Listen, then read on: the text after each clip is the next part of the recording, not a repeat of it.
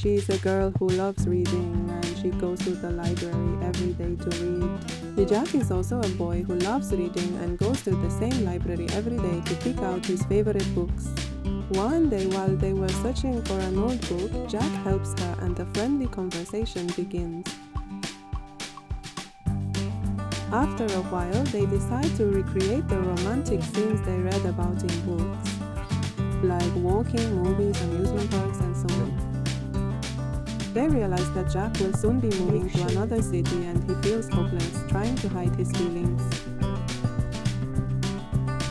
But at the end of a big party, they share their feelings with each other and Jack decides to stay in that city and not leave them.